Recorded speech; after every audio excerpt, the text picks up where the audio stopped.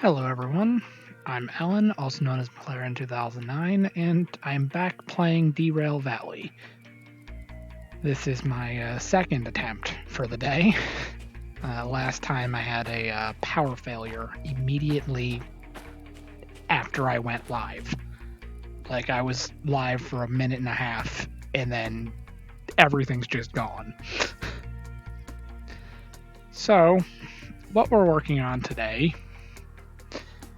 Yesterday, I brought down some rails and empty cars back from the steel mill to the harbor.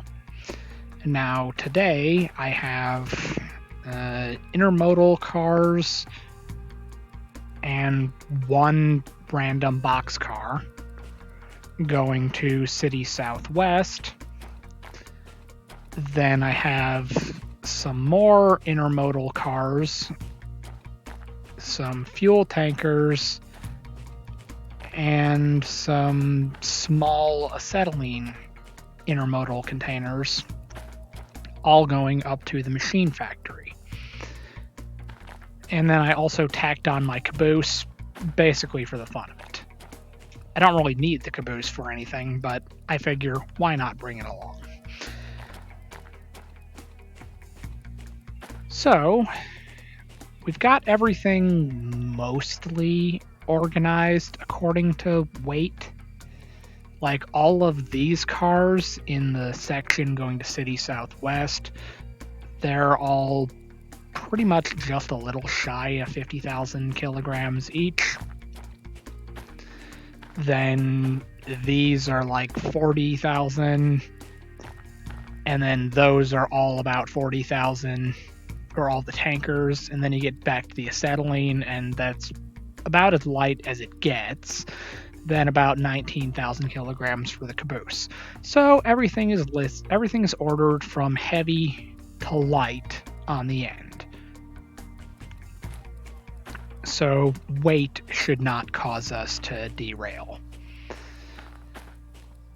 Now, there are other things that could potentially cause me to derail, but we'll get to that eventually.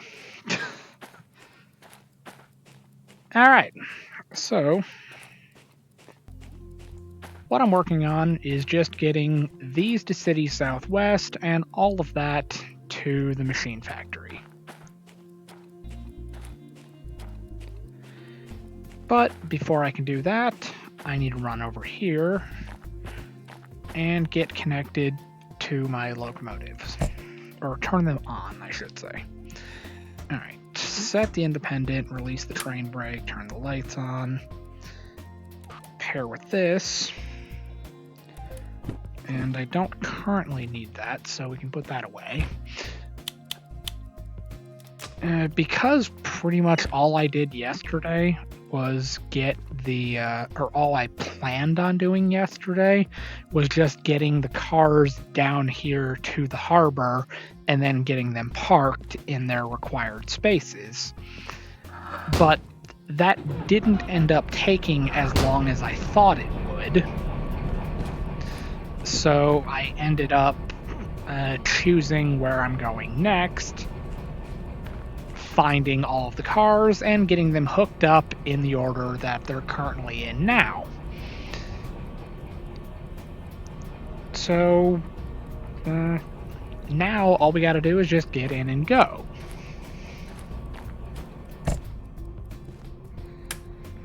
Alright, we are building air pressure.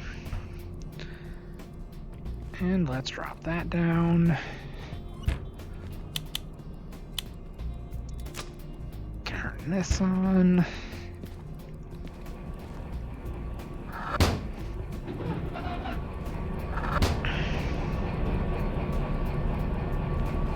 So,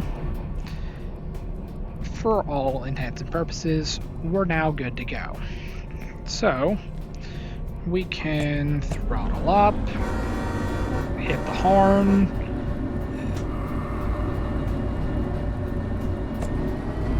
now the thing that's going to make it interesting is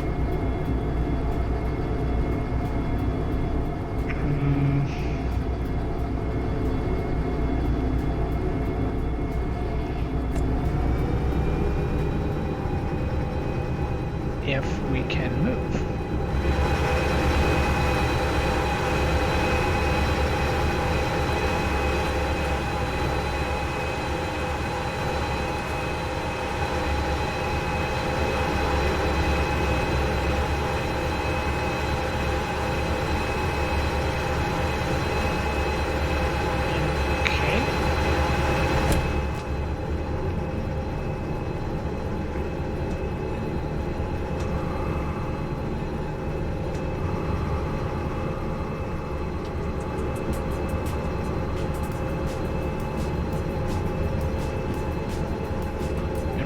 Crazy? Yes, I am, actually. The reason we're not going is because we didn't tell it to go anywhere. Left it in neutral.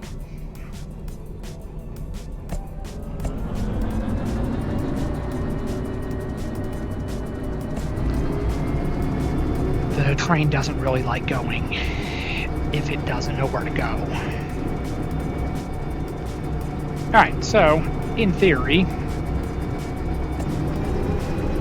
this train isn't that heavy, but we still need a running start to get up this hill.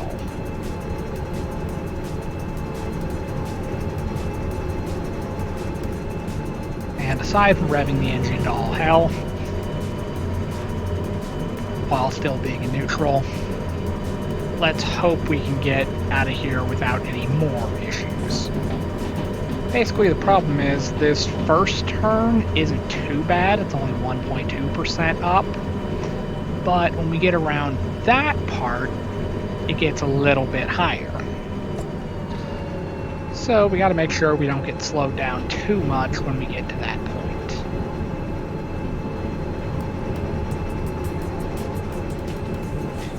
Now, luckily, one DE6 is apparently able to carry 1,400 tons.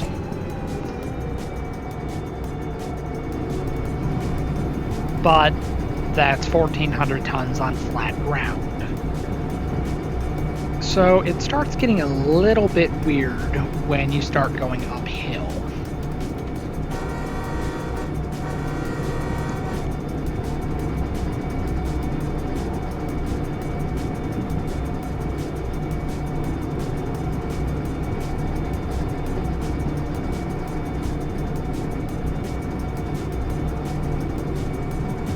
Alright, as you can see, we are losing speed, so we'll need to throttle up a little bit.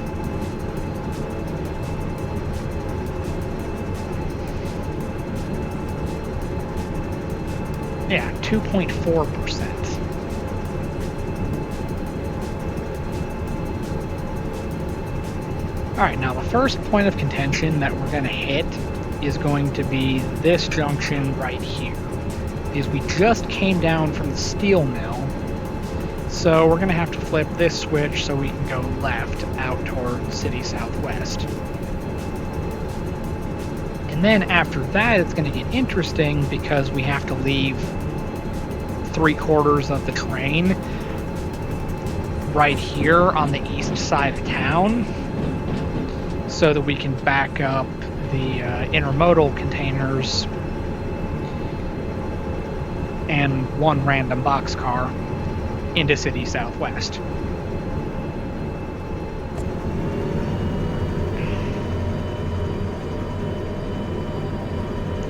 Now you got to be really careful with your speed in this area because it's pretty much all uphill right up until just past this Y intersection.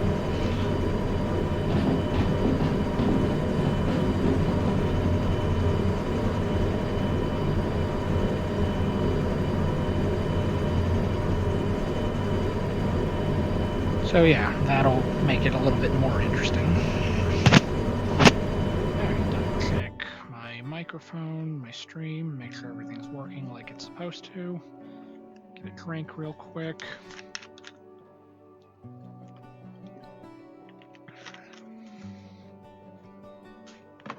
And alright.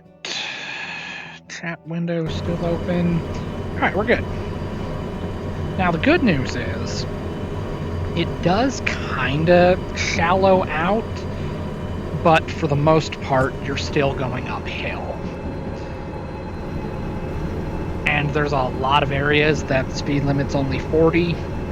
So even though there are areas where you can go faster around here, I prefer to do it so that I'm only going between 30 to 35. So the way that I've started running it, or the way that I've started playing it, kinda since I got into playing Train Sim World, it made me better at playing this. What I like to do is when you're...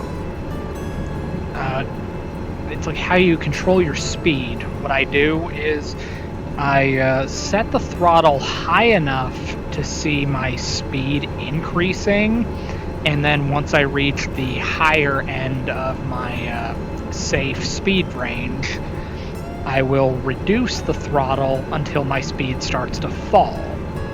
And then I'll just keep going up and down like this until I get to my final destination. So since the higher end of my cruising speed is like 35 or 36, and then the lower end is usually like 30. So right now our speed is staying fairly constant, even though it's slightly creeping up. So like right about now, I'll ease back on the throttle until I see the needle start to fall. And then once it gets down closer to 30, I'll speed it back up so that I can keep accelerating.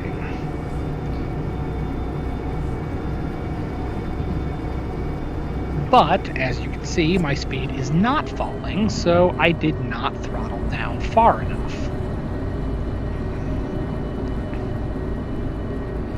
Now the speed is starting to fall, so you kind of like keep up this pattern of just going up and down within like my chosen safe speed range.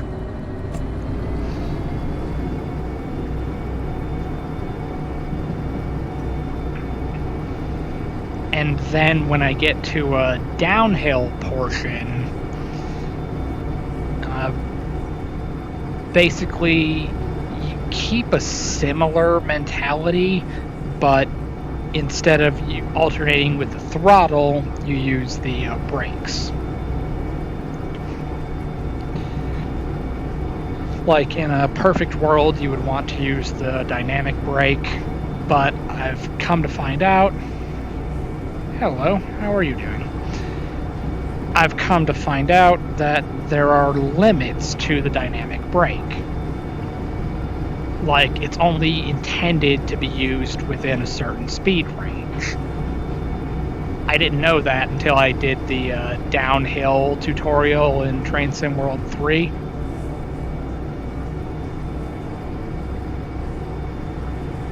Yeah, on one hand, multiplayer would be kinda cool, but at the same time, I don't really have anybody to play with.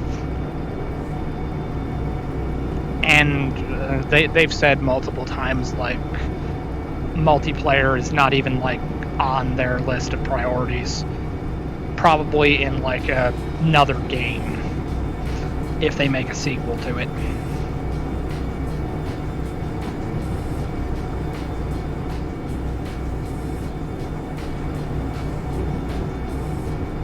Alright, so we're getting to the point where we start going downhill.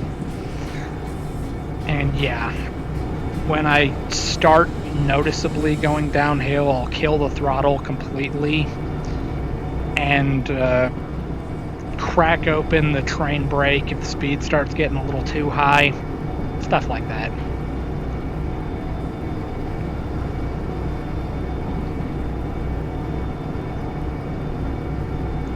But we don't start going downhill until shortly after we leave this tunnel, I think.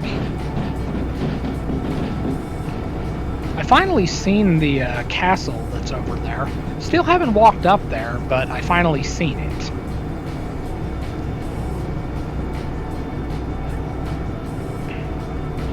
It's like right about here on the map. Had no idea it was there until I seen it in one of the update videos for Simulator. It was just like off in the distance as like a train flew off a cliff, and then I was just like, are we gonna talk about the castle? Well, somebody asked a question about the castle specifically, because I guess they didn't know it was there either. And then somebody responded to it with another picture showing that they actually went up there to see it in person. And it's like, yeah, it's always been here. But I never went down that track before.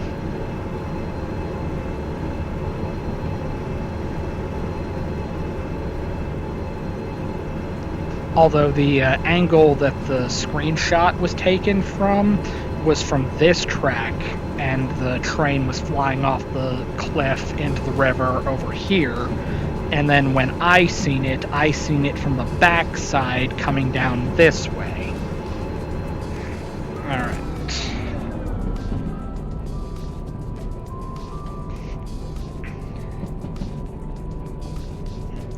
Questionable rock formations. Never a dull moment. Alright, so generally speaking, the speed limit on this section of track is pretty high. Like, there's maybe like a quarter-mile stretch where you can go 120, but it's like literally a quarter of a mile.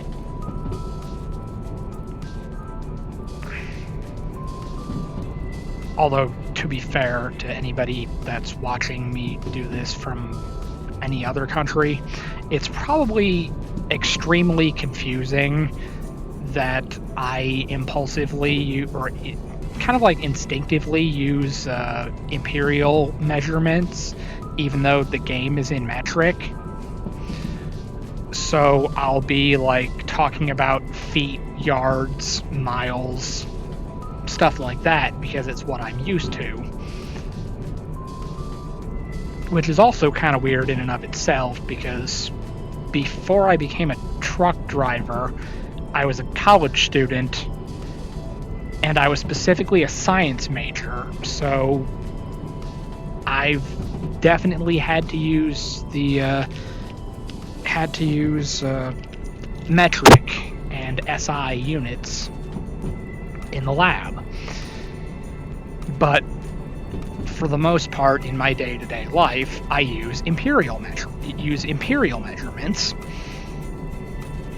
So I'll be like judging like distance and things based on like feet and yards, but then I'll still have to, because of the way that the information is presented in the game, I still have to use the metric system, like the weight or mass is in kilograms, speeds kilometers per hour, pressures in bars, which that by itself is kind of weird, because I still don't know why it's in bars. Like the I'm pretty sure the SI unit for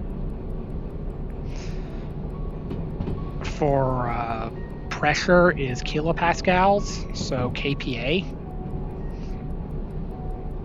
not bar. But then for like trains here in the US, you'll see it in pounds per square inch. But pressure by itself is also kind of weird, because you see it in a lot of things. It could be bars, atmospheres, kilopascals, millimeters of mercury, pounds per square inch. There's all kinds of ways you can measure pressure.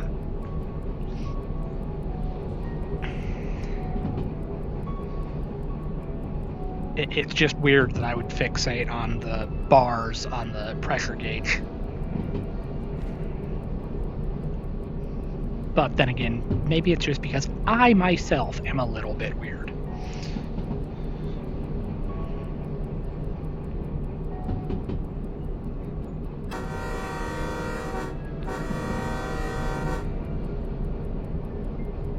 Alright, so we got another short sign that does nothing. Or it's a little low to the ground, I should say. At least that one you can read. The one that's outside City Southwest, you can read the speed limit sign, but you can't read the grade sign. It's mostly flat-ish in that area, but it's still weird, and like I always make a comment every time I drive past it, like somebody went crazy with the pile driver.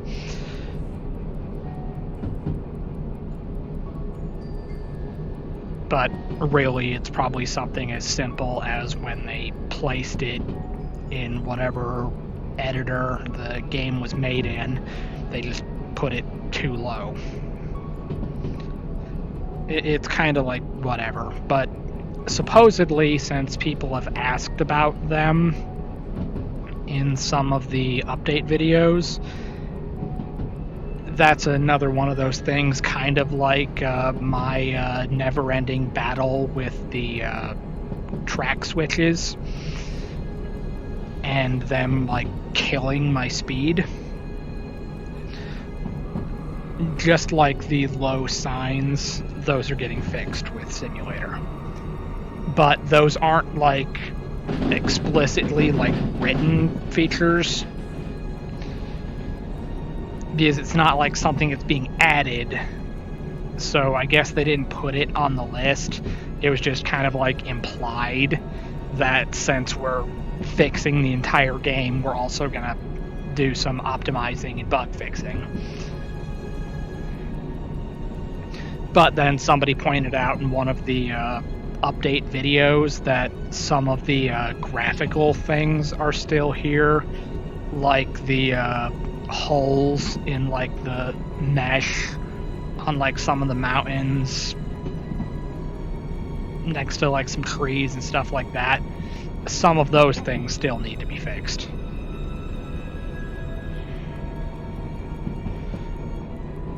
But since they've estimated that it'll probably be until the end of the second quarter when it comes out, they've got time. They might as well do it right.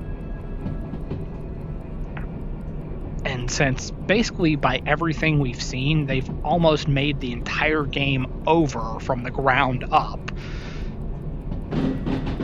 So the way that it sounds, it's almost like we're getting a whole nother game. But instead of calling it a whole nother game, they're just calling it an update. Which is awesome for those of us that bought into it early on.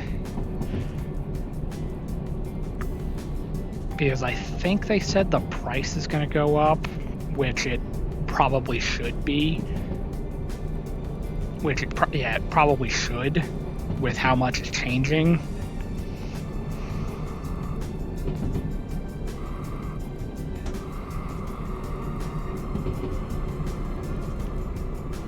And then they kind of hinted at in like the very distant future they want to do like DLC type things with like different maps, more industries, but that's like way off, distant future sort of stuff.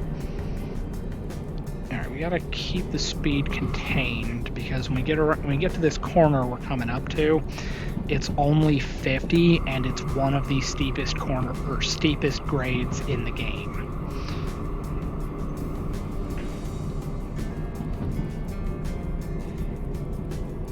It is a nightmare if you're carrying a heavy load.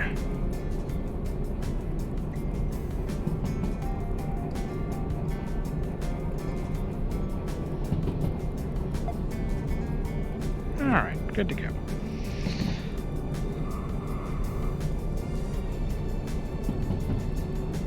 Alright. So let's keep the speed contained. maintained a little bit. Yeah, see, 3.3% down.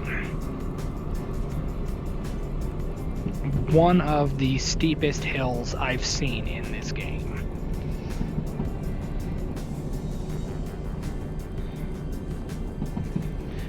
And it's right here at the steel mill, which, as you already know, this is where you start after you complete the tutorial. So you're going to hit the ground running, and it's kind of like a sink or swim sort of moment where you're going to figure it out or fail.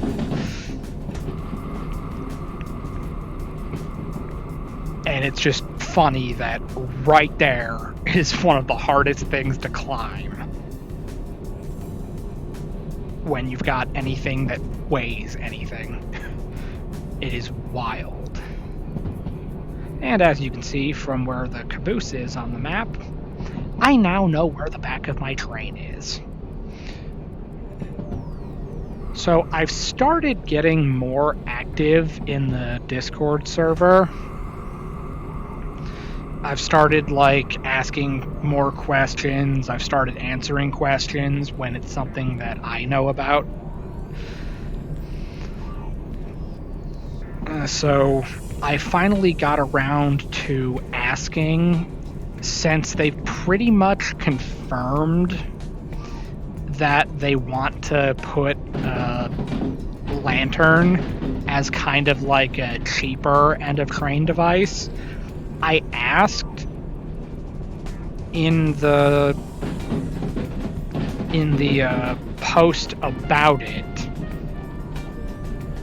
I asked if it was possible to change the caboose to being, say, a green dot instead of a red dot, and then make the red lantern appear as a red dot on the map. Well, the response that I got to that question was that the red lantern is being added, but the red lantern won't show up on the map. The red lantern will just be a lantern that goes on the back, that you can put on the back of the train. However, it was kind of implied that it might be after Simulator. They're planning on making a much more expensive, actually dedicated end-of-train device, and that end-of-train device will appear on the map, but the red lantern will not.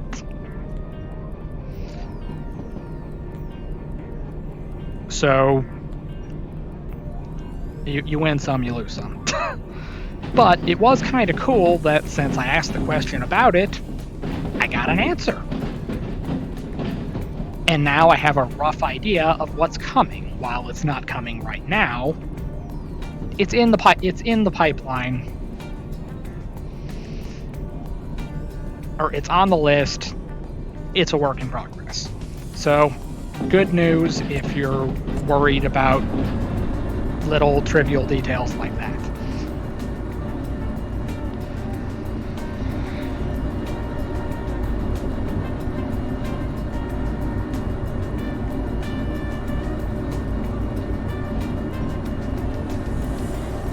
But yeah, the more stuff that you hear about the simulator update, you're just like, oh wow, this is going to be awesome.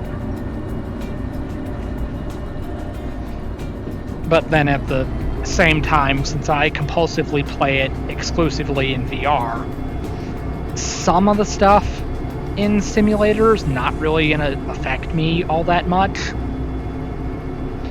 but a lot of it still will. Like, for instance, we're coming up here on the oil well.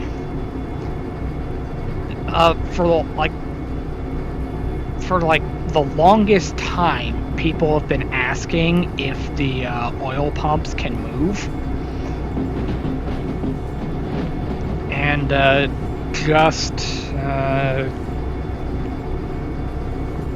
think it was earlier this week.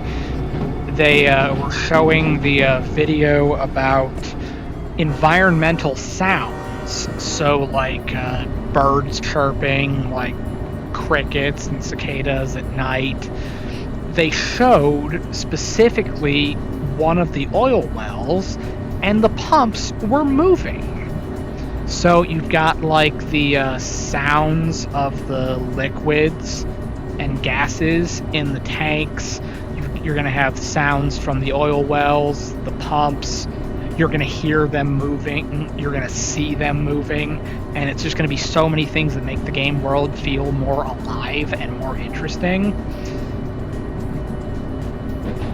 And then it's just like they were talking about environmental sounds, but then they made the oil wells move. And then it's like, wow, we're getting like everything.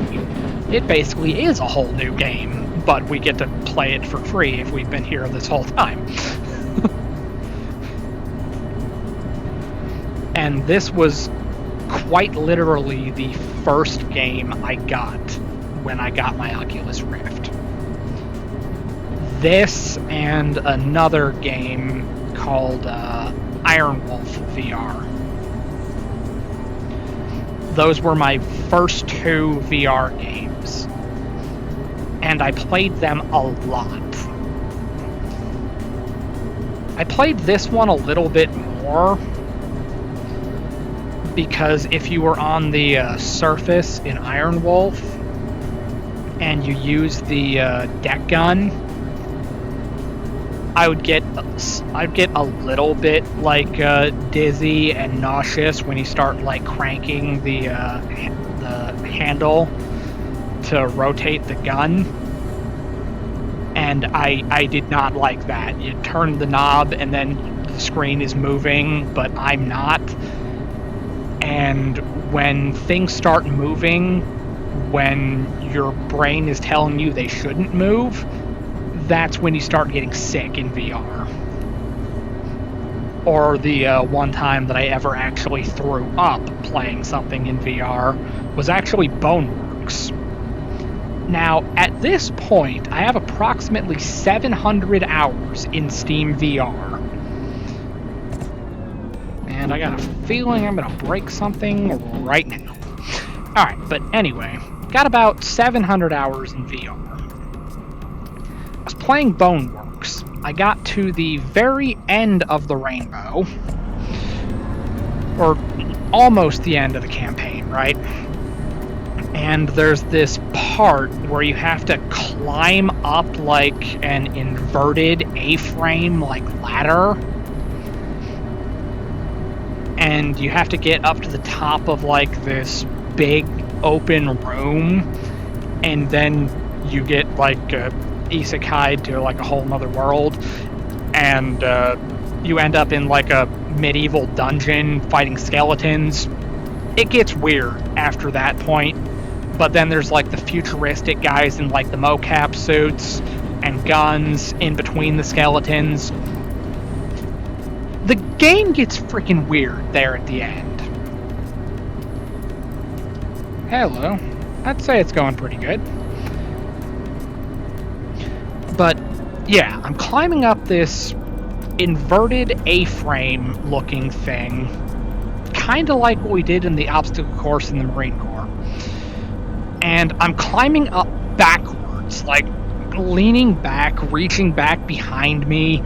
I get to the top of this freaking thing, and then I just can't hold it anymore. I quite literally rip off my Rift headset, run into the bathroom, throw up, and then I'm like, okay, I'm gonna stop playing VR for a little while. I can't do it anymore. But so far, that is the only time VR has ever made me sick. And I literally have 700 hours in Steam VR. Hell, I got 150 hours in this, and I pretty much only play it in VR.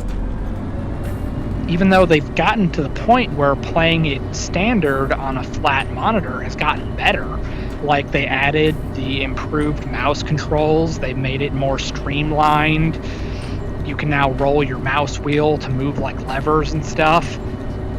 and it kind of looks like a comparable interface to, say, you're playing like Train Sim World. You're doing something like that. It's kind of like that. So it has gotten better. It's just when they first brought it in that you could play in like the flat, not VR mode, to me, I tried it for like 5 minutes and it just felt like tacked on. Like, no, this is like a nightmare. It was clearly intended to be a VR game.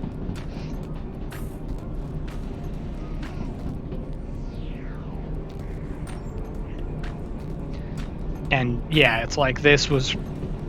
I got it as a VR game. This will always be a VR game. Kind of like that.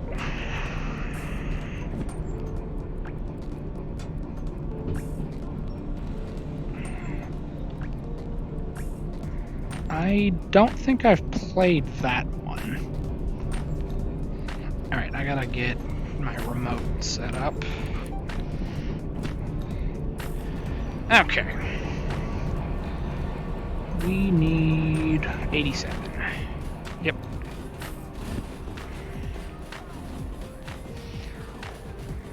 Alright, now the difference should be when there are red and white containers back to back.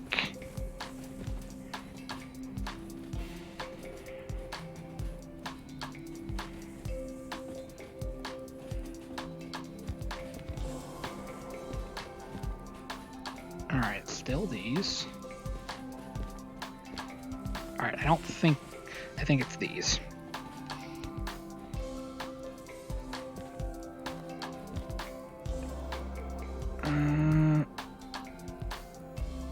Well, where's the train number?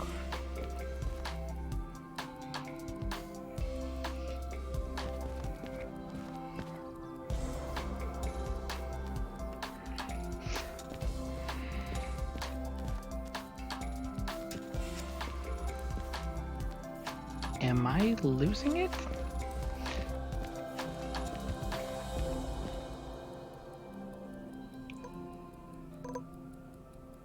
$16.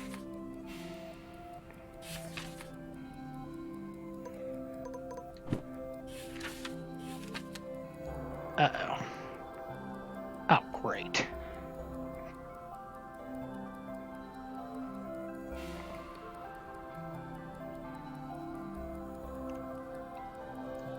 Oh no. No, what had happened was I picked up 4 jobs at the harbor. Had the books for all 4 of them. These 4 cars, 2 red, 2 white, the game ate the book. These don't have a job anymore.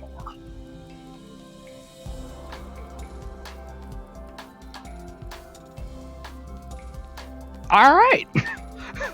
This is a new one. Alright. Well, guess we're going to be clearing those cars. Alright, let's go back to the ones that are actually labeled and disconnect those.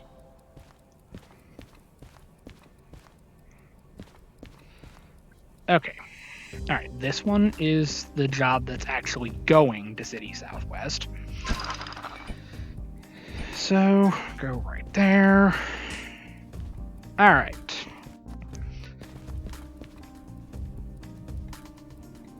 It's going to take a second for that to build up air pressure.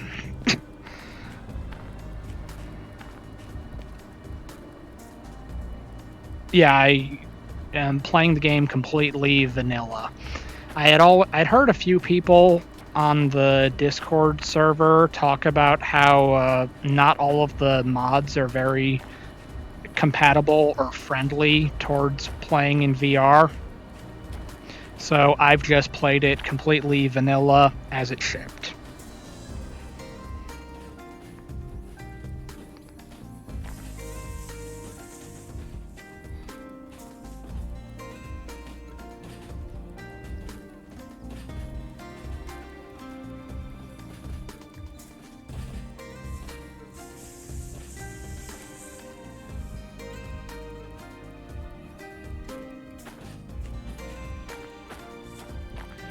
Alright, so now we gotta get all of these past the switch over here. Yeah, it's this one right here. So once they get past this point, we can back them up into the inbound track here in City Southwest.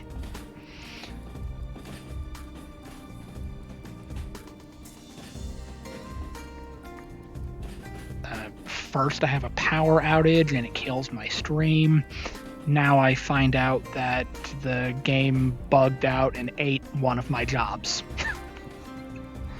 Today is just not my day.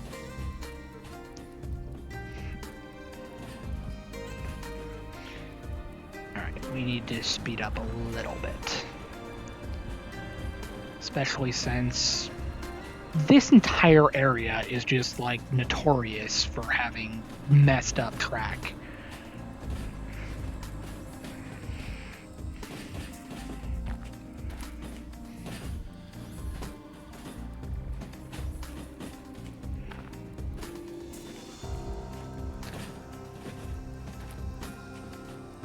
And then the last time I backed up a load here,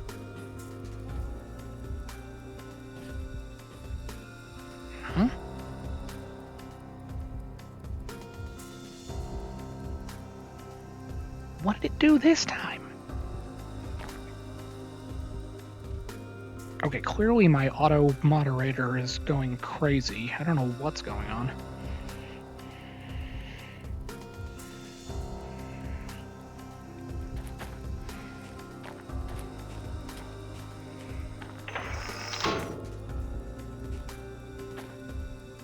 Sending long messages.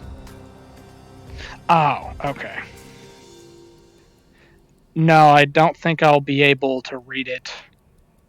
I wasn't able to find them yesterday when somebody tried sending something. But it's weird because I went into Streamlabs and increased the allowed range to like 300 characters instead of 200. So, yeah, I guess the auto moderator is kind of overzealous. Maybe I need to turn off the long message section.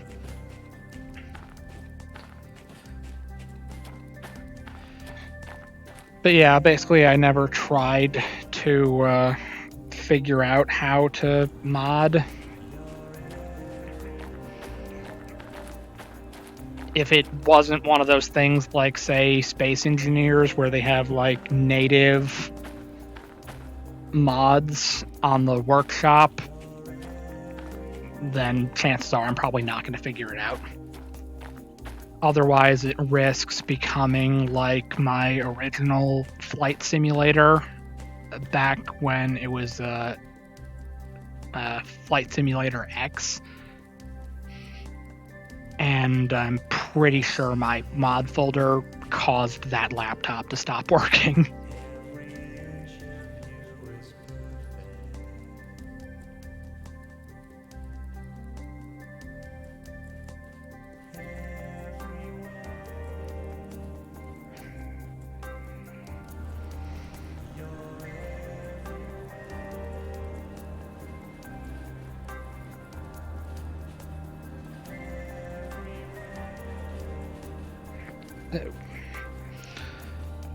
Gotta be really careful because the last time I was here, the track itself broke 2 of my cars.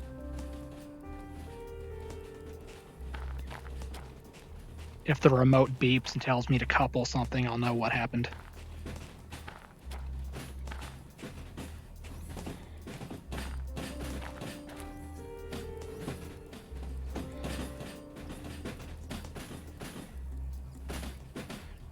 Oh yeah, I've had all kinds of weird, colorful things happen in this game. And since now I got back into streaming, I've got it all documented.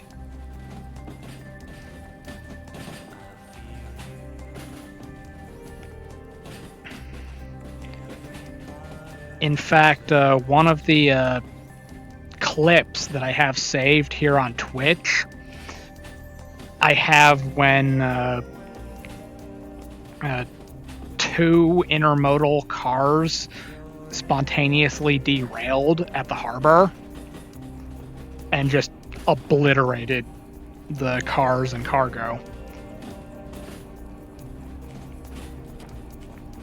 It got so bad that I started thinking, you know what, maybe my game is corrupted. Let me go reinstall the game from square one and see if it fixes it. It didn't fix it. If anything, it got worse.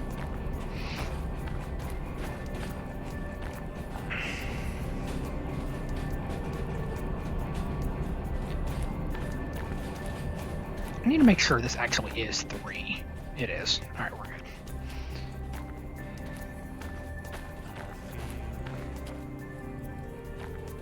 Alright, where is the sign, though? Oh, it's right there. Okay. 2 cars. Let's hit the train brake.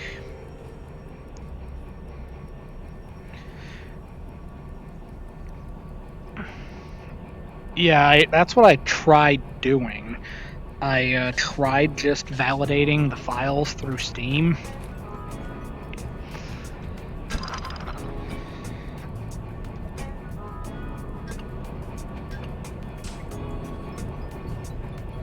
It was like the weirdest thing.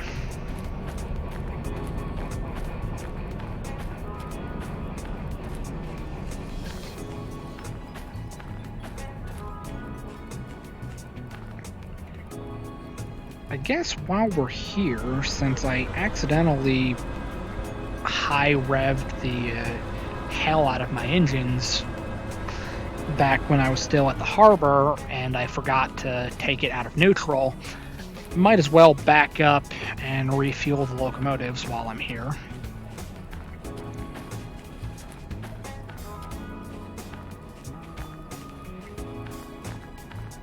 And not to mention, it pads the runtime for my stream, because apparently, according to the creator tips on Twitch, 2 hours is like the minimum you should aim for. And for me, I was trying to make it like an hour and a half to 2 hours, and then they were like, no, if you want people to actually show up and watch the stream, you need to do it at least 2 hours. So now we're gonna try padding the stream a little bit. But yeah, I want to say it was this specific switch that destroyed 2 intermodal cars. And when it happened, it was like the craziest thing, because I did what I just did right here. And I was backing up cars into that spot, and the train was all connected, everything was good. Then the remote beeps at me telling me it's in range to couple with something, and I'm just like, what the hell do you mean I'm in range to couple with something? The train's already coupled. We're moving. And then it went away. Then it lit up again. But this time I pressed the green button to automatically couple the train. And I'm thinking it's good. Then it beeps again. And again, I press the auto couple both times, and I think we're golden. It's all taken care of. Well, I go over, refuel my locomotives, run over to pay my environmental fees, and then out of nowhere, I got $50,000 in damages to the freight job that I just dropped off. And it's just like, what the hell happened? How did I break them? So then I paid off the fee because at this point in the game, I have almost $1.8 million. Money's not really a problem. Oh, you're doing this now. But I was just curious. So I was like, okay, let's walk down the train and find out what did I break. And lo and behold, right in the middle of the train, 2 cars obliterated. Actually, the cars were just severely damaged. The cargo on top of it was obliterated. Like, an intermodal container was literally on like 0% health. It was crazy. But yes, as to what you said earlier about the couplers being broken, let's stop the train real quick. I have a demonstration. You see these?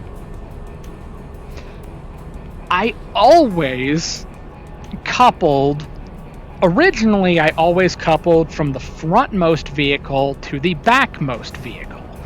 But then every time that I would get to a new destination, even if the locomotives never come detached, never get derailed, nothing happens to them, I go back and the game automatically decides for me that we're not coupling from the front to the back, we're going to couple from the back to the front. So naturally, I started thinking, okay, the game is trying to tell me in not so subtle terms that it wants me to couple the back vehicle to the front vehicle. Alright, cool. That's what the game wants, that's what the game gets. So now, ever since then, I've been always coupling the rear vehicle to the front vehicle. But, as you can see, currently it's connected from the front vehicle to the rear vehicle. Now, as I've started kind of jokingly saying to in my the beginning of my stream, I've started being like, remember that, it will be on the test. And the reason for that is I've actually set up a thing that the only way I can do it is by taking off my headset and going to the Streamlabs website so that I can look at my cloud bot. I started doing... I have a betting system so that you can bet channel loyalty points on whether or not my locomotives are coupled from the front to the back or back to the front.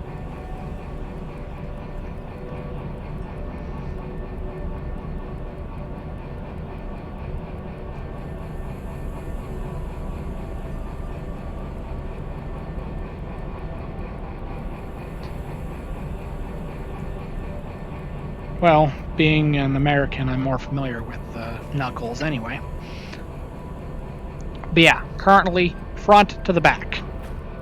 Wait 5 minutes and it will not be in that position. I can almost guarantee it. Alright. Kill the engine, kill the power. And let's fill it up.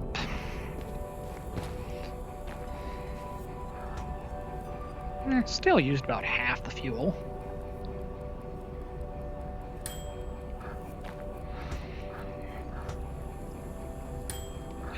It'll be really cool when the simulator update comes out and we can do the MU servicing. Because as of right now, there are only 3 places that I'm aware of that you can fuel, or that you can fit both locomotives without breaking them apart. You can do it here, the harbor, and the oil well, oddly enough.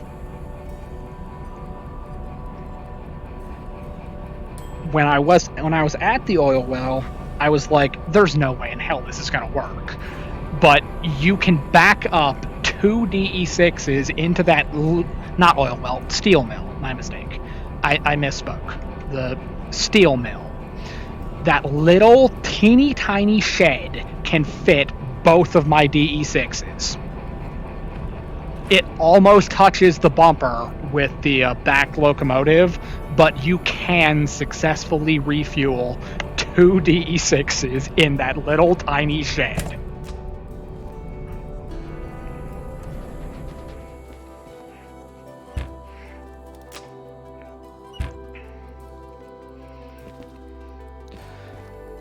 But yeah, it'll be awesome when the simulator update comes out and all we gotta do is just connect the hose to whatever locomotive is in range and then just turn the little knob to refuel all of them. That would be awesome. Because I've started using multiple units. Alright. Yeah, it was nice talking to you as well. Good luck with the stream. Audience is kind of slim for this game.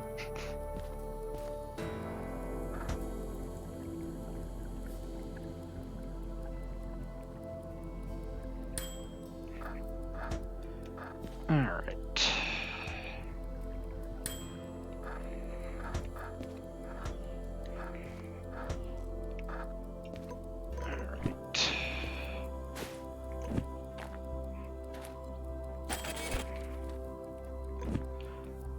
Alright, let's go pay some environmental fees.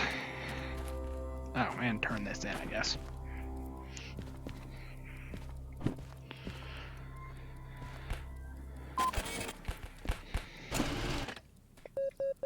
Then I gotta go deal with those extra cars that I'm not supposed to have because the game ate a job.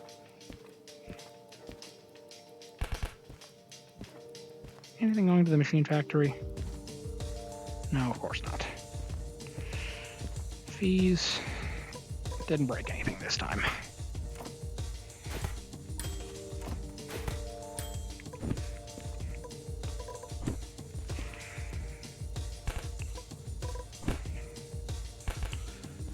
Okay. I might as well go get those out of the way.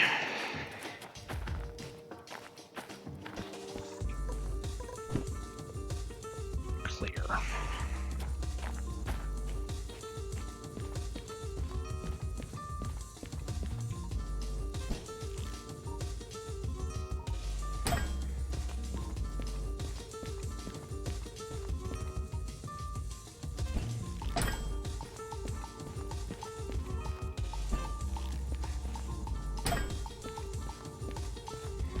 So $20,000 in cars that apparently I'm not supposed to have.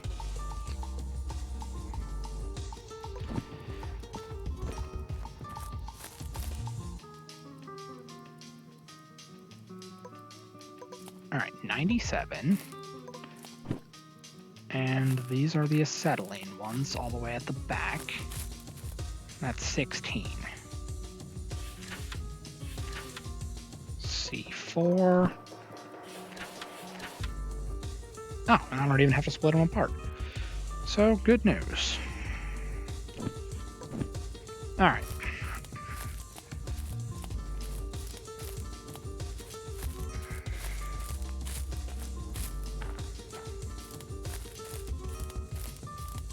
Matter of fact, let me get a drink first.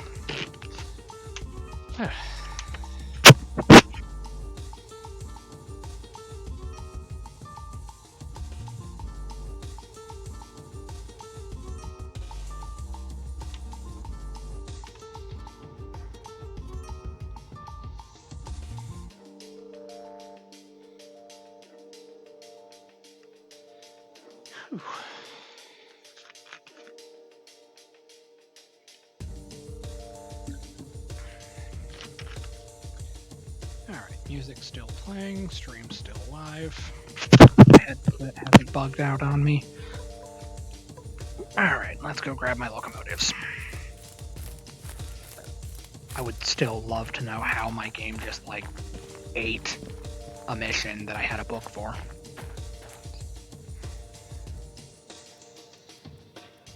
Oh, and I guess I was partially wrong about this sign. What the... No. Is that in the right spot? No, it's not.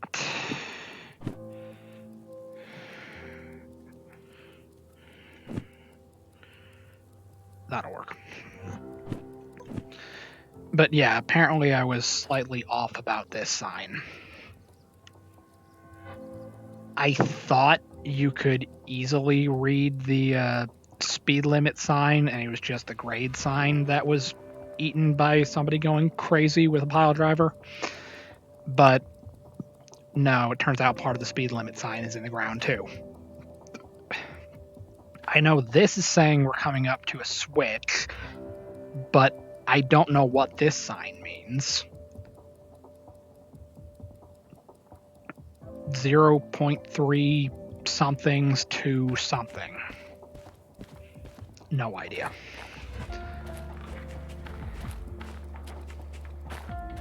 Alright, so let's run over here and get our locomotive started again.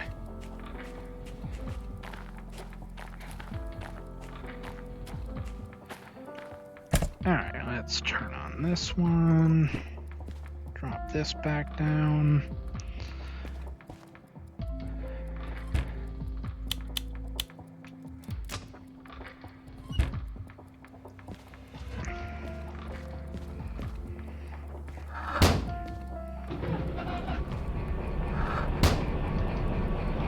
Alright.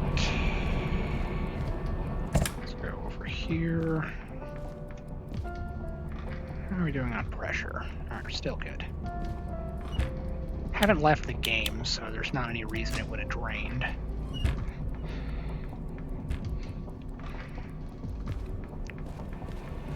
Yeah, the game seems to have like a safety feature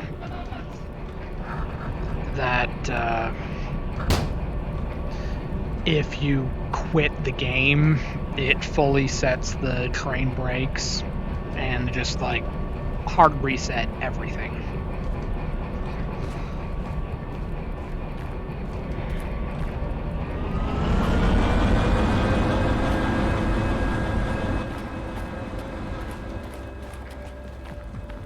Alright, let's go over here, stay out of the track so I don't get run over with a train.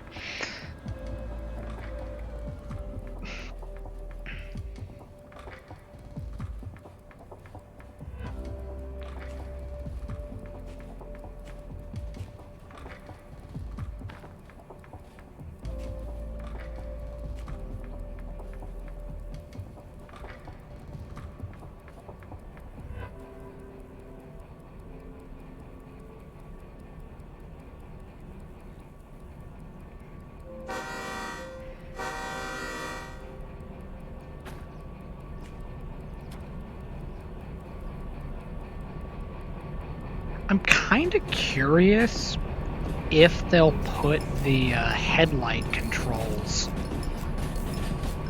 on the remote. Like, I know that I won't be able to use the remote with the DE6s anymore, because they're supposed to be like your extremely powerful late game thing that you just use to move heavy loads around the game. So you're not supposed to use them for like yard switching jobs and stuff like that.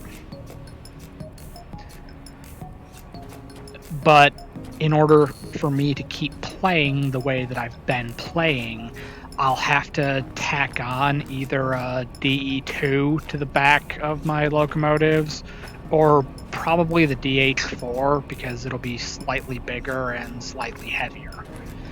Because supposedly both of them work with the remote control. However, the DE6s will no longer work with it. So have to enjoy it while it lasts. And here is what I was talking about earlier.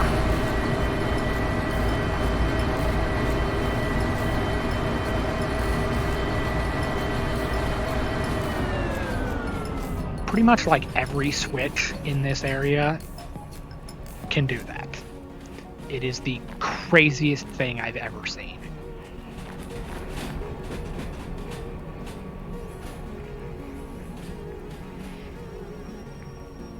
I've started using multiple units for like everything. So I've started making like combined trains with like multiple jobs. Mostly because in addition to doing this, I've also been playing Train Sim World a lot. And pretty much everything in that game has multiple locomotives. Even the smallest jobs have like 2 or 3. So I got used to seeing multiple locomotives coupled together to make pulling jobs easier. So I started doing that in Derail Valley. I've had the MU license for like ever, but I never really used it until I started streaming. Now, since I started streaming, I've never stopped using it. But starting out, it kinda sucked because you would have to build your locomotives, or you'd have to set your locomotives up. Then you'd have to gather all of your cars for your jobs. You'd have to build your train. And then once you're done with everything that you're trying to do on that particular day, now you got to break everything down, and you have to take your locomotives individually, go back to the roundhouse, back them in one at a time, and then service them individually. Refuel the back one, pull it onto the turntable, spin it around, back it up into a different spot, pull your front one onto the turntable, back it into the roundhouse, and refuel it there. And it was just annoying because, well, you gotta put all your toys away before you can go to bed. And then I was watching a different person stream Derail Valley, and in that, the guy said, hey, you can fit 2 DE6s in the harbor roundhouse. And I didn't believe it, but I tried it, and lo and behold, you absolutely can. So now that I found out there are places other than just here in City Southwest, there are other places in the world where you can fit 2 DE6s. And then I gave it a shot and tried it at the steel mill. And now there are 3 places you can refuel 2 DE6s. Unfortunately, you can't do it at the roundhouse at the machine factory because the refueling station is too far in. So you have to do it one at a time there. But because the terminals are closer to the door at the harbor, you can fit both in. Gets a little bit weird, but it can be done. Why does that look so short? I guess it is only 8 cars.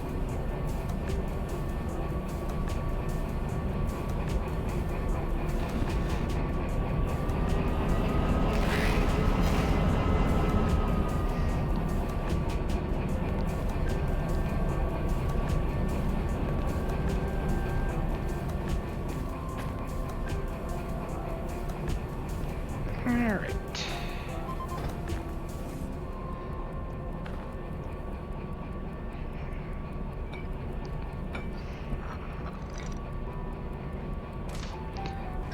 Alrighty. Nope. Let's go over here.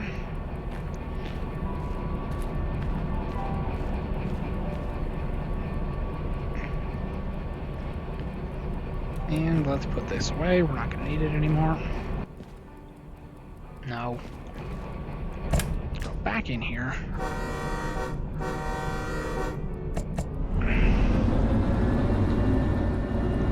Alright. Let's get these to the machine factory. Supposed to be 3 loads, but we're only getting 2. Because the game ate the load.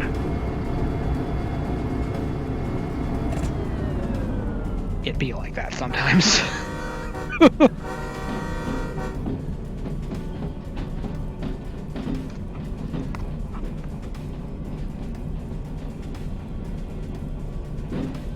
Alright, keep it under 30. Preferably keep it under 20, because we don't want to roll the dice too much and just blow up my hazardous cars back there. And a caboose. Can't forget the caboose. How are we doing on money? We've lost money, but it's whatever.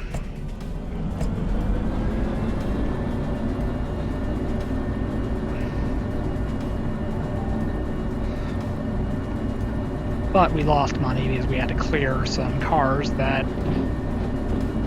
I wasn't supposed to have, apparently.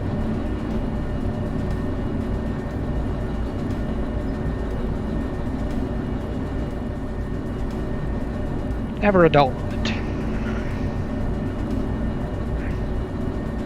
Alright, so kind of building off of what I was saying earlier about set the throttle high enough that your speed's going up.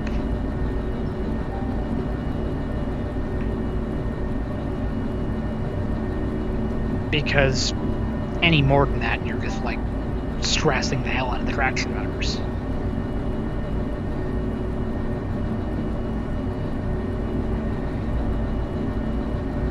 Do everything gradually and carefully.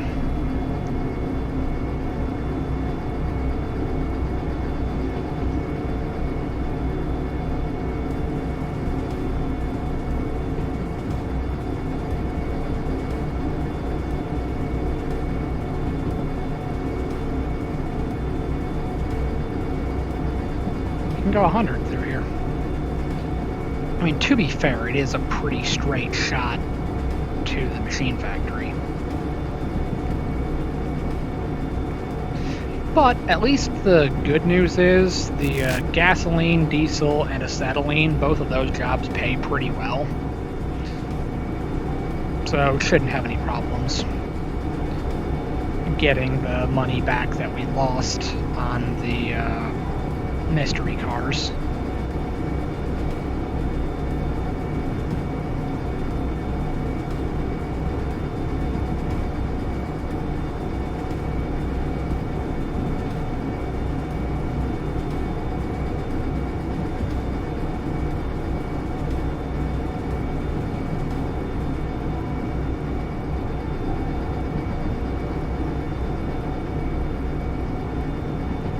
Get up to like 55 or 60 and it should be good there.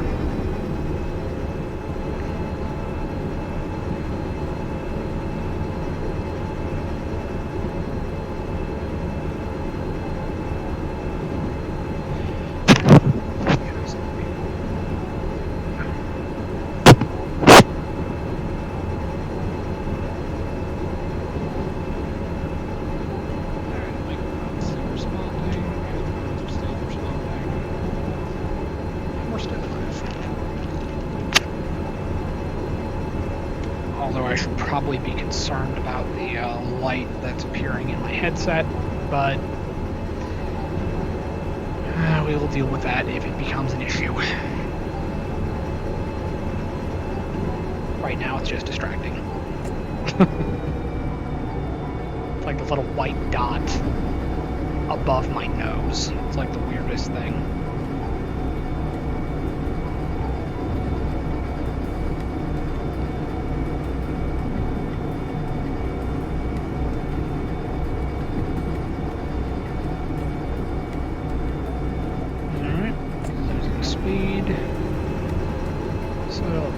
Up, we can go 70 around this turn, but we're not going to go 70 around this turn.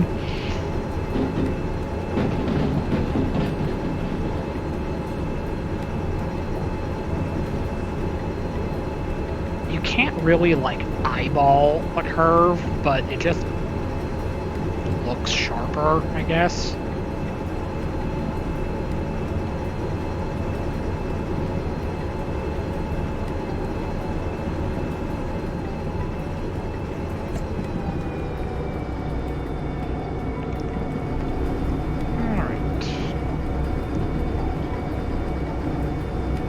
So just a little farther until we get to the machine factory.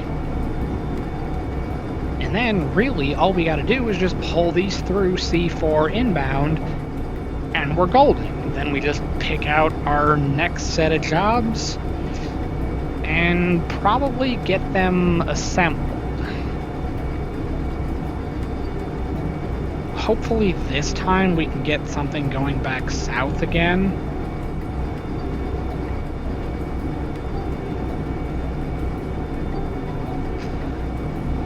Otherwise, we're going to have to make another run across the north side of the map, and it's just going to get weird.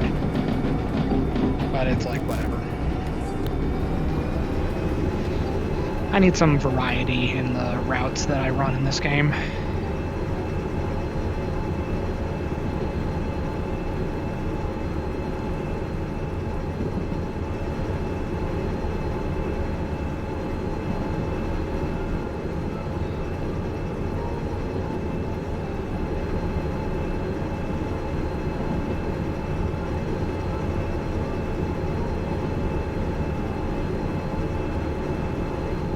Although realistically, I'll probably end up clearing my caboose too. And then just send it off to wherever. Like, somehow whenever you clear the caboose, it ends up like on this track down here by Forest South. I've never been there, but if you just clear the car, it has to be in the world somewhere, so it just goes there, I guess.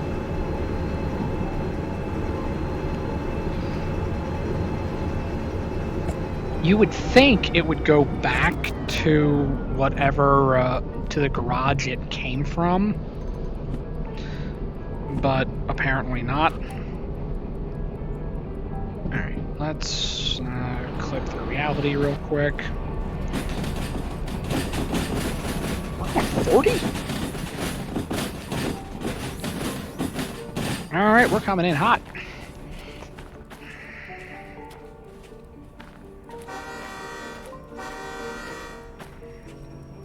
Alright, we can release the train brake. And we probably need to hit that a little bit. Alright, and we need to go to 4, so that should be this one right here. Oh, nope, it's this one. As I was. Of course it would be the little one.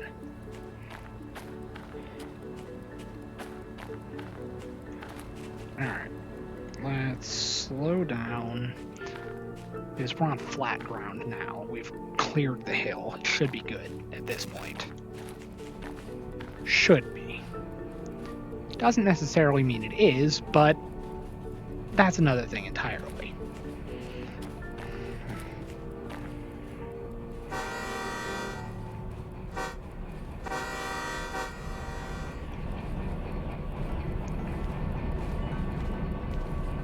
Alright, and then we gotta get the cars that aren't the caboose past the sign. Both sets.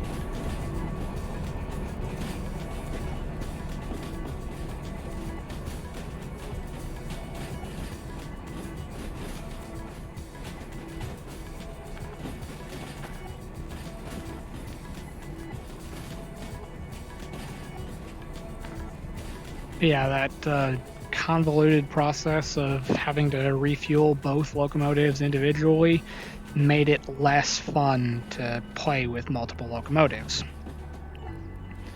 But then when I found out there are a handful of places that you can work with both of them at the same time, it became a lot more enjoyable.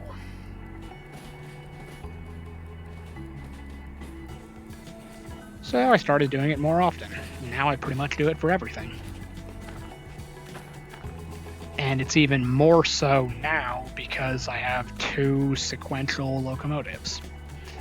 I've had 76 forever, and then one time I returned back to the harbor and 77 spawned in, so I was like, well, since that's the next one in the sequence, I'm just going to carry that one now too. So now I've been taking those locomotives everywhere. They've been on every corner of the map up to this point.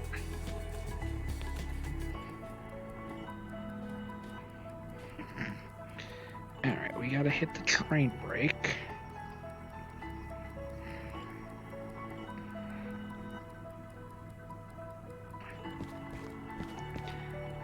Because this is quite literally the smallest track for this. They should not be going to 4, they should be going to 3.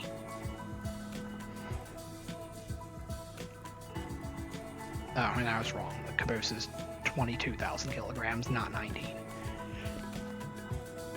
Shoot me. Alright.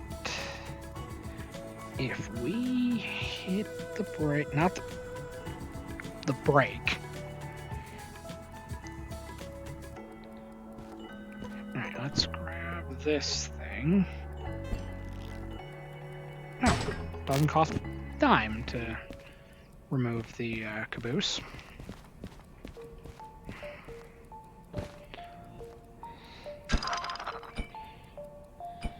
Cost $10,000 to spawn the caboose, but you can clear it for free. And let's see. Okay, perfect. Grab this, grab this.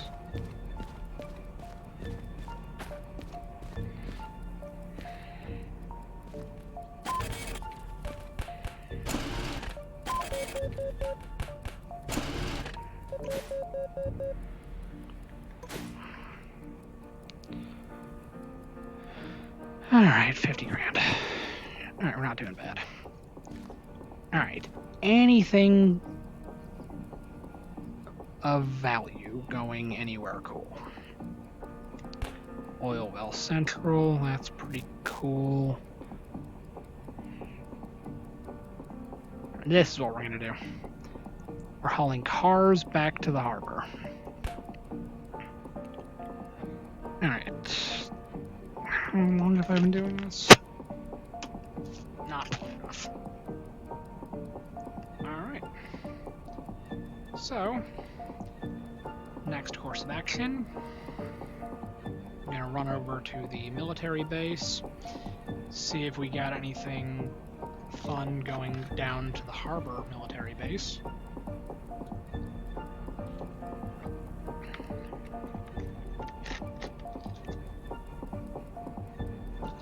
Then things are gonna get really interesting. Let's see. Okay. Alright, that made the white dot go away. Oh, but I did not disconnect from this.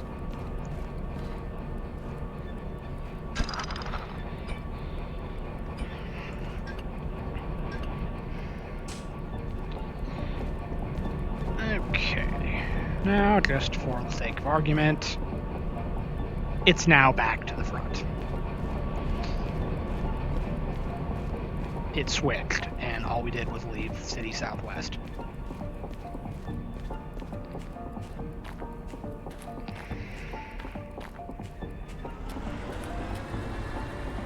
Alright, we can almost guarantee there will be something in here.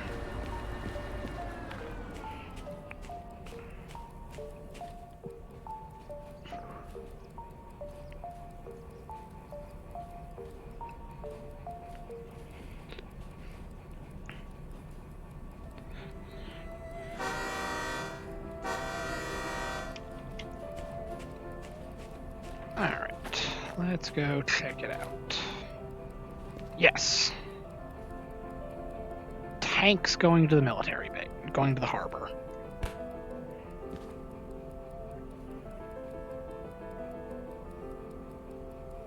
And those came from the harbor. Alright, so we're getting tanks. And that's cool because I like tanks.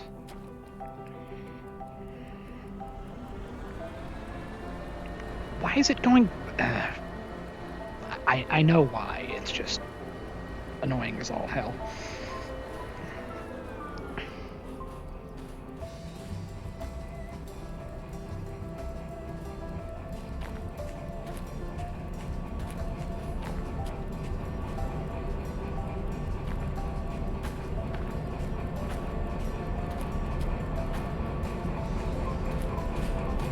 But the way this is going to work is going to be a little bit interesting. Alright, where are the cars situated? Alright, these are 45,000 kilograms each. How about the... I need tractors, not excavators.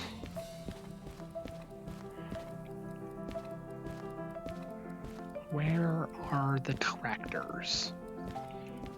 Are they over here?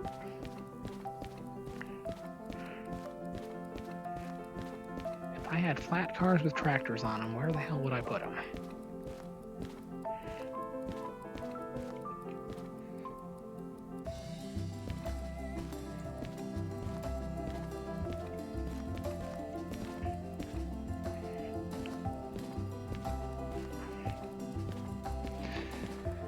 Whatever. They'll turn up eventually. Probably find out where my locomotives are. So I kind of just like left them to their own devices. Safety third in Derail Valley.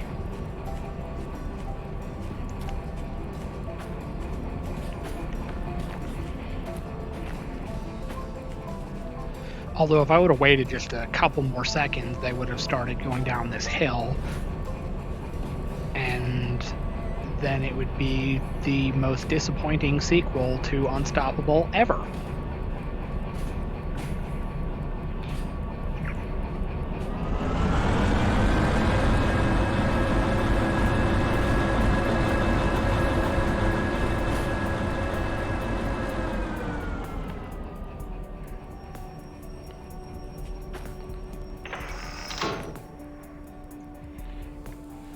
Which I have to say that I actually do really like that movie.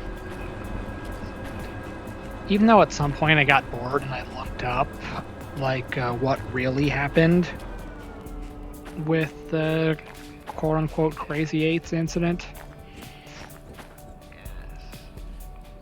But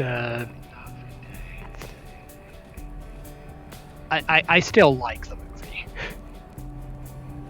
if that makes sense. It's just they made a lot of it more dramatic to make it a better movie. But it's pretty far away from the real incident.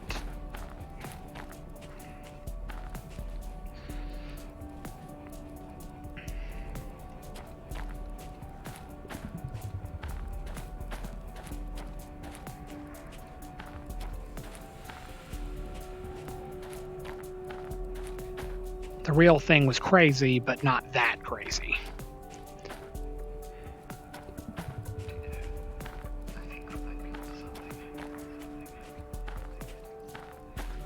Although I do feel like I'm losing it.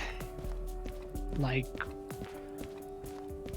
where are the tractors? See? Tractors. Oh, it's a shunting job. There are no tractors because they haven't been loaded yet. So, in short,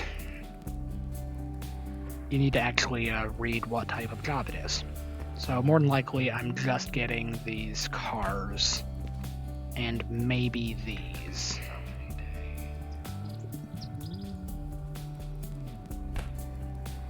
Alright, let's go double check. What do tanks weigh? The answer to that question is a lot, but exactly how much remains to be seen. We know the flat car is 11,000 kilograms, empty.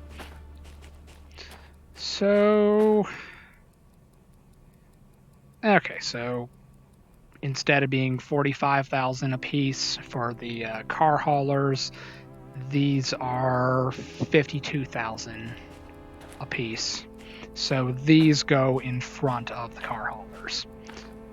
But the reason that I always like to double check with the military base is because by coming in here, I'm turned around and ready to head south. It works perfectly. Of course, we're coming in a little hot, but it'd be like that sometimes.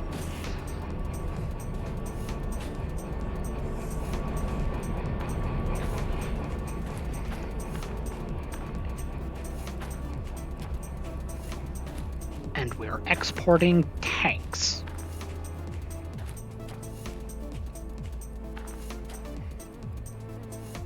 Tanks are really cool.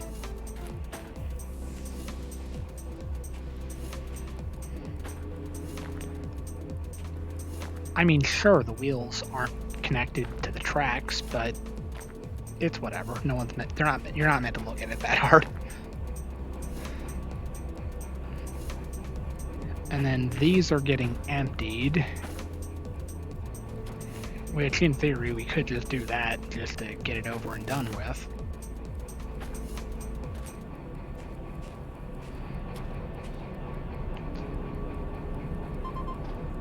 But I'm just not feeling that dedicated to the cause right now.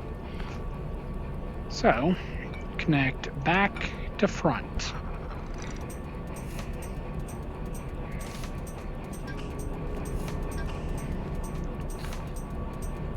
Alright, now we go over here. Flip this switch, because instead we're going left. Put it into forward, throttle up, kick off the independent, and let's get this party started. Alright, now we gotta ride this all the way to the entrance to the machine factory, because we gotta get backed up onto the B track. Actually, let's stop real quick, because we forgot to pick up the job. Alright, so harbor, military base. Or military base, yeah. You get the idea. E10, B7I. Sweet. Okay. Now, let's go over here and make sure we get this job before the game accidentally the whole job.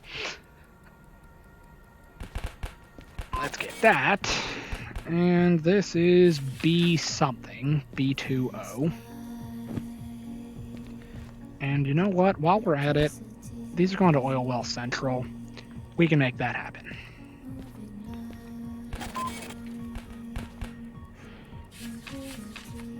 And it's also in the B track, so we're good. Okay. Now kick off the independent. And we already know that empty tankers are about 19,000 kilograms, so that will without a doubt make that the lightest load that we carry.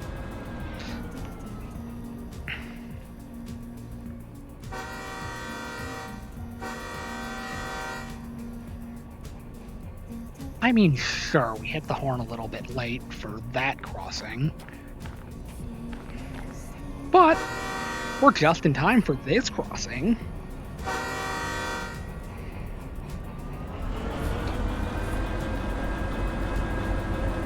It'll be really cool when the crossings actually do something.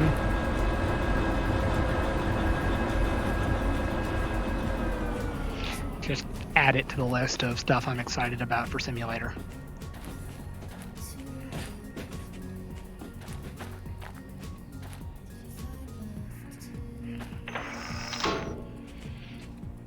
Alright, got that switched. But yeah, it's really cool to be able to turn around here at the military base so that I can head south. Otherwise, you have to back up and then spin around individually at the roundhouse, because this industry doesn't really have like a Y other than the military base. So that's like the easiest way to turn around.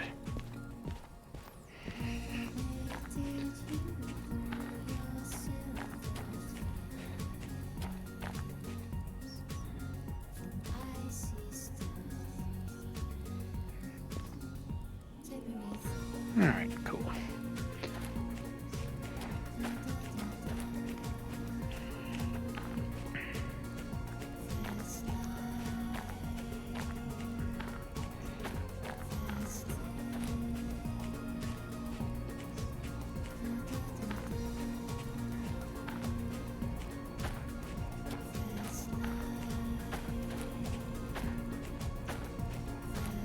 Another thing that I'm really excited about is the handbrakes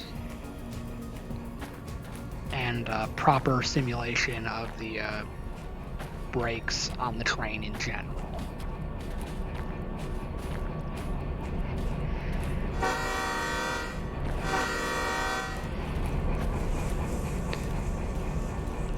Although, if we're being completely honest, there's no point in honking the horn for this specific crossing, and I will show you why. Check this out. Okay, it's not that one. Never mind. This is the one that I'm complaining about. Because this crossing, or this set of crossings, they're like routinely blocked with cars. So I don't think anyone living in this town can use this road.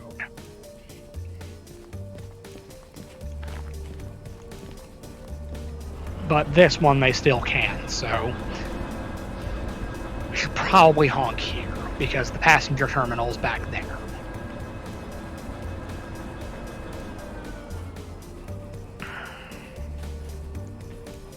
And passenger trains generally only need one locomotive and maybe a cab car, so they're not going to be stretching out past the platform to block the road, so that's not going to be a problem.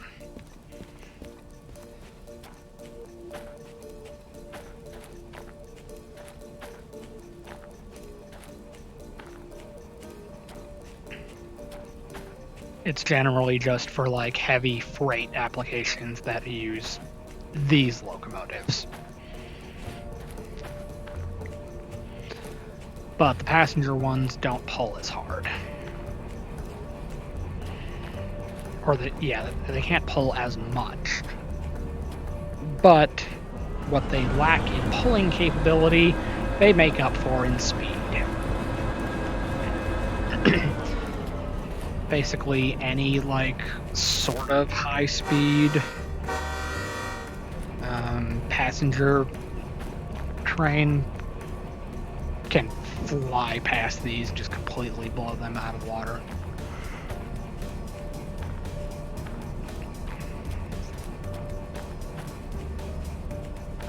But as kind of like the counterpoint to that, these carry some crazy stuff.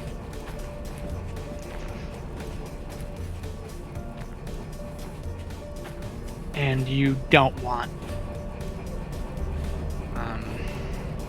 heavy, borderline explosive things going fast, because that's just asking for things to go wrong, and then it's not a matter of if it goes wrong, it's when it it goes wrong.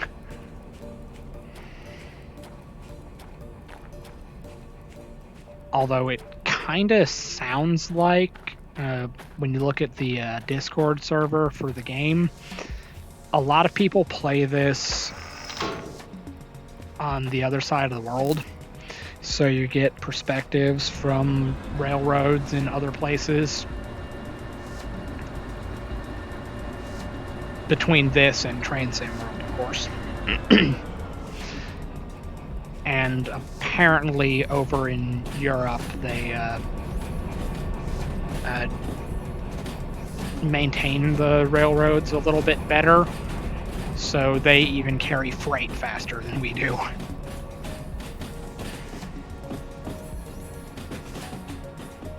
But we've had a bad series of mishaps, derailments, and just bad things going on over here in the US. Makes it interesting. Alright. We're gonna need more train brakes than that.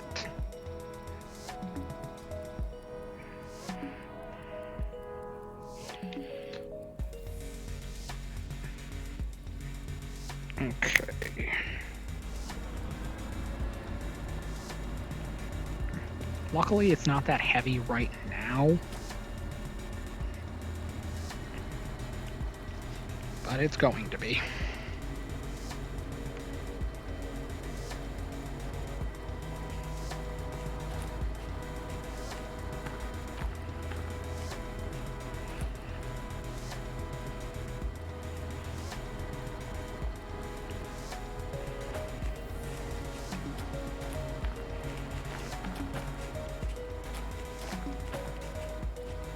Alright, we gotta flip this switch, going to the B track.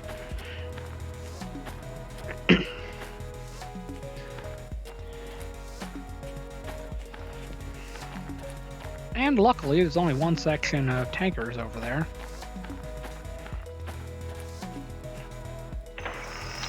B2.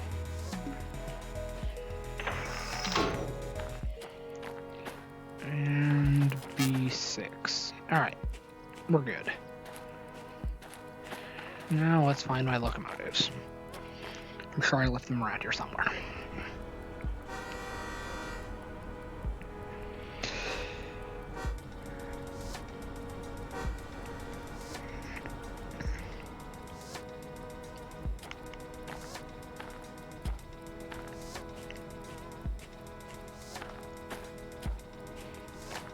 Oh, there's a steamer over there.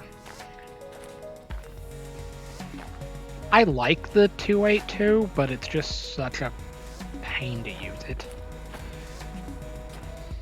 I mean, it's not that bad once you know how to use it, but I don't know how to use it efficiently. So it's just weird for me, I guess.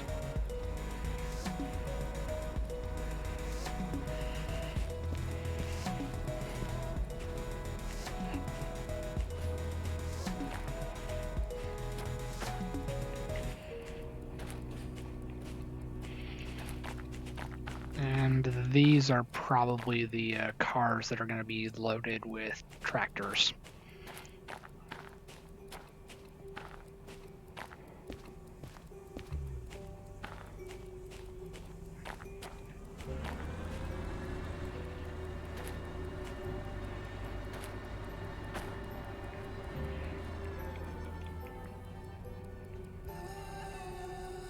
Did I flip the wrong switch? Yeah, I did. Boy.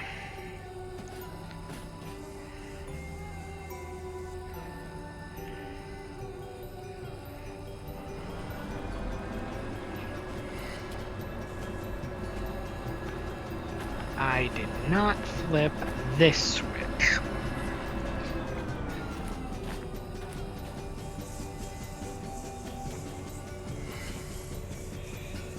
All right.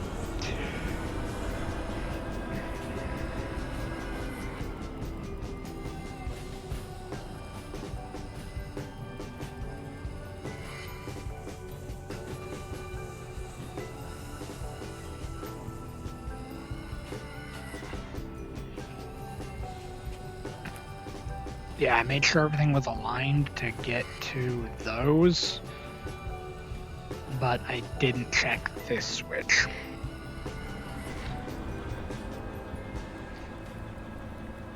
And I need to make sure that the cars are organized by weight, so we don't string line derail.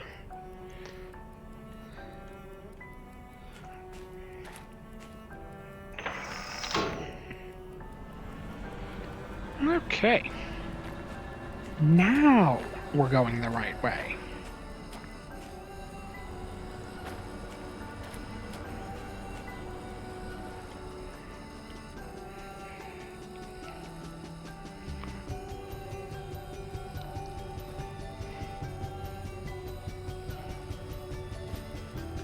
Then it'll be really interesting when we get over to those in the first place. Because we gotta get all of these past that switch. So, it's never a dull moment. Are there other flat cars? Yeah. So 2 pickups, 1 drop-off. If we wanted to do the tractor mission. Which the tractor mission, when you actually get to the freight mission, isn't going to pay that well. So at this present moment in time, it's just not worth the effort. We're just going to haul these cars and tanks back to the harbor, and en route we're going to dump off the empty tankers at the oil well.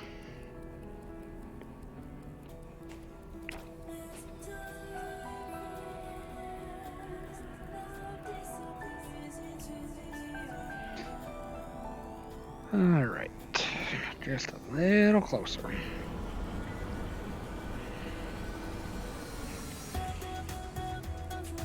Alright.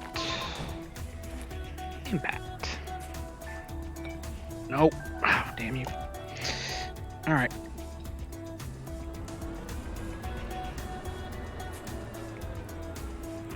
I'm gonna get hit by the train. No, not that.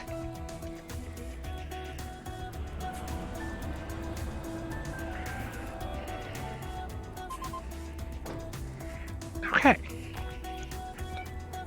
Let's try this again.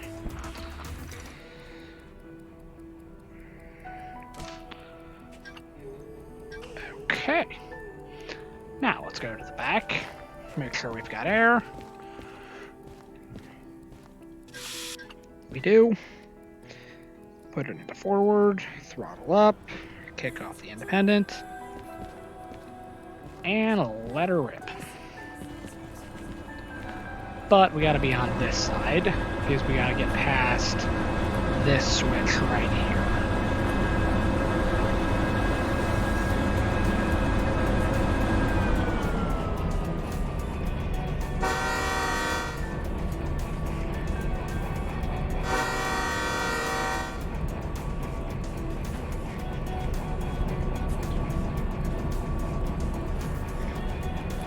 But I guess if we're being completely honest, the street layout doesn't make a whole lot of sense here at the machine factory.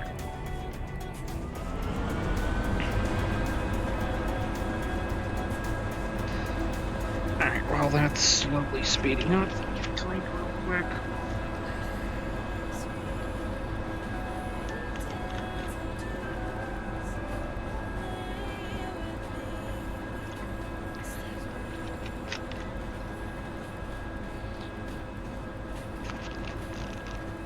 Alright. Let's slow it down.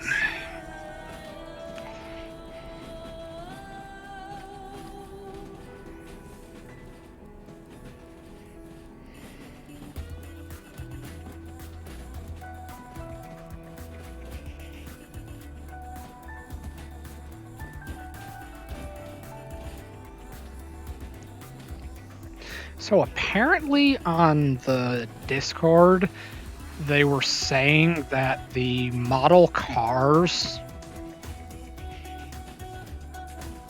are pretty much entirely their own creation. Like, they were made for this game. And apparently they have, like, elements that were, like, inspired by different models of cars, but they're not, like, from any car in particular. It's like an amalgamation that it looks like a car to an untrained eye, but it's not a real car.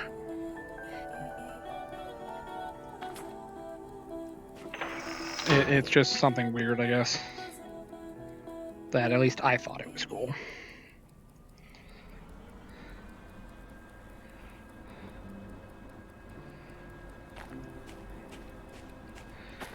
Alright, now let's go nice and slow so we don't break our tanks over here.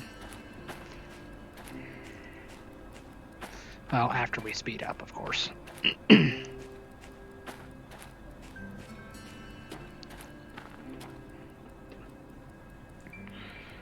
And let's knock it off. Hit the horn.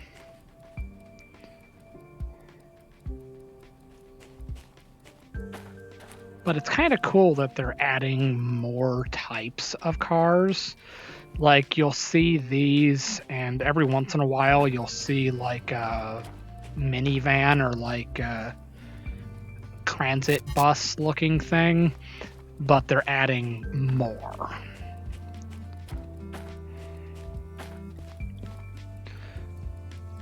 So it'll just be like more variety in the world, making it feel more alive and just lived in general.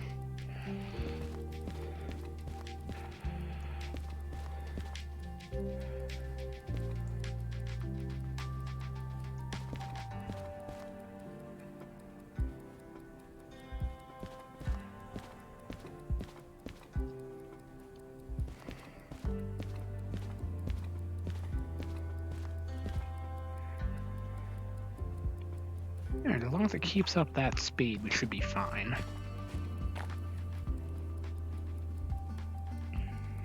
It's not keeping up that speed, though.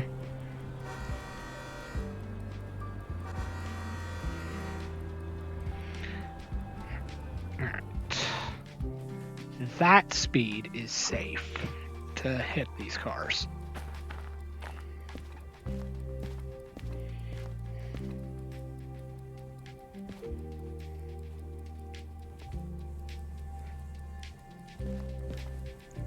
Yeah, going through all the hassle of hooking up to the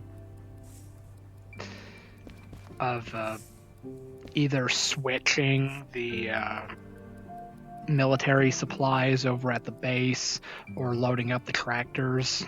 It's just a lot of work for not a lot of reward.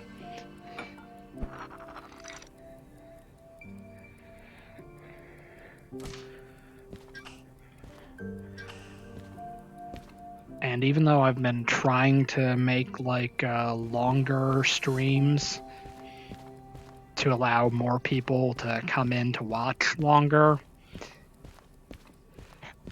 being as I've already had one technical difficulty for today where I had a major power outage,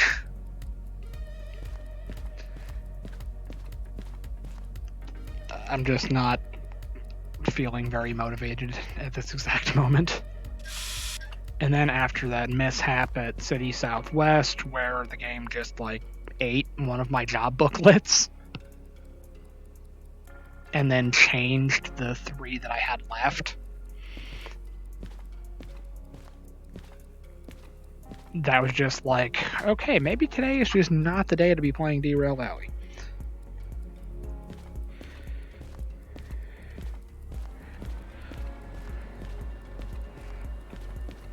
I wonder where these are going. Probably going to one of the mines.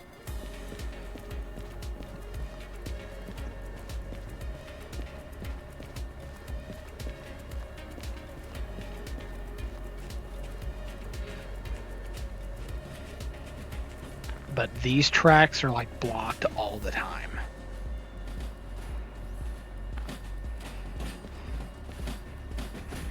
It's like the weirdest thing. But that's not even where the weirdness stops. Like right here. This like a track marker sign is on the road. Like you couldn't even like put it over there. You literally had to put it on the road.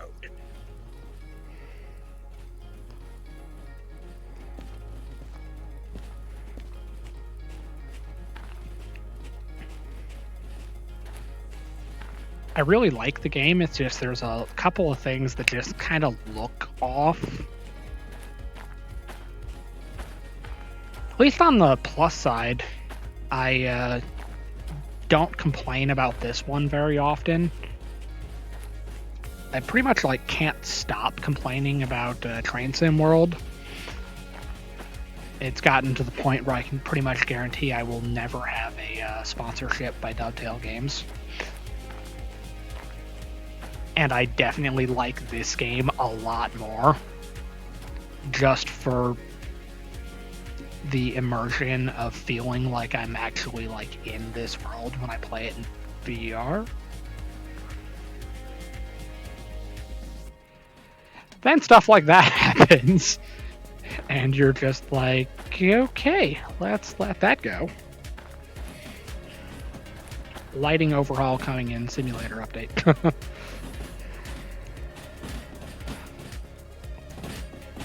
Among other things.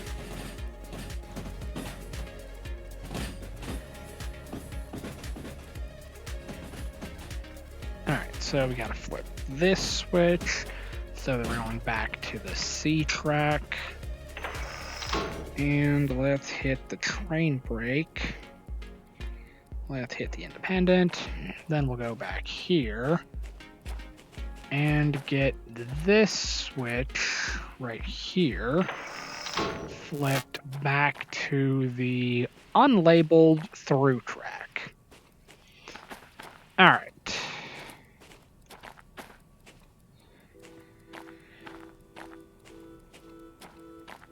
All right, so we're aligned with through track. That's still aligned to the inbound track.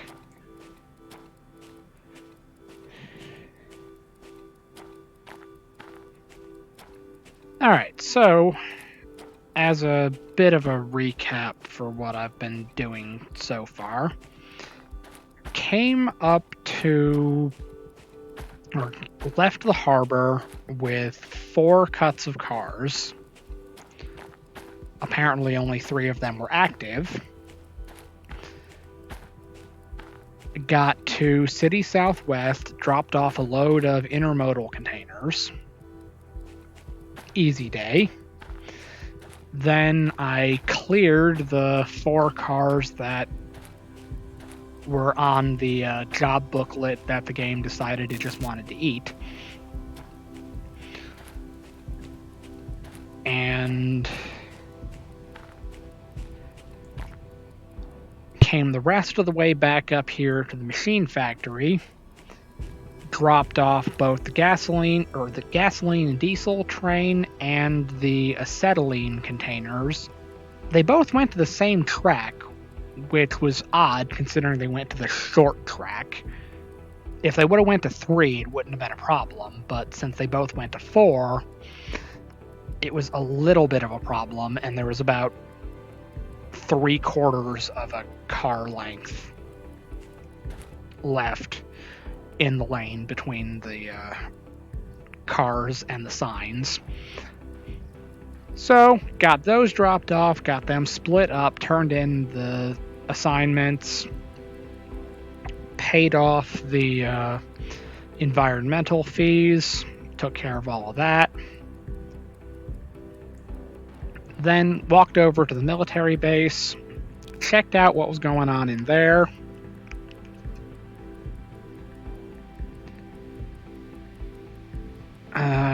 got a set of tanks going back to the harbor. We got an entire train of cars also going back to the harbor. Find out what track are they going to. They're going to E. So good news, we're already aligned with E. And we're already aligned with the military base to drop those off. And then, while we were at it, we also threw in a logistics mission with empty tankers just going to Oil Well Central. But since today's been a little bit weird, I think I'm probably going to call it for this one, like right here. And then we'll just pick up with this probably tomorrow or maybe another day. And then I'll see if I'm feeling inspired enough to do a second stream of something else later today. But I'm still undecided on that one. Kind of lost power for like 4 hours, so I kind of lost a little bit of my motivation.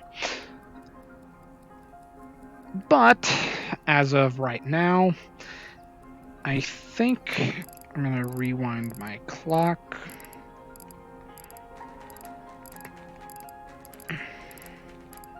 I use it as a stopwatch, even though that's not what you're... It'll be weird. It'll be a weird transition when I have to... or when the simulator update comes out and we have to... or it'll start telling the time for the day-night cycle, and then you can set an alarm for like a time in-game. It'll be a weird transition, because for now I'm using it as a stopwatch. And I use it to tell me how long I've been playing or streaming now. But in any regard, I think I'm going to pick up on this later. This has been Derail Valley. Thank you all for watching, and have a nice day.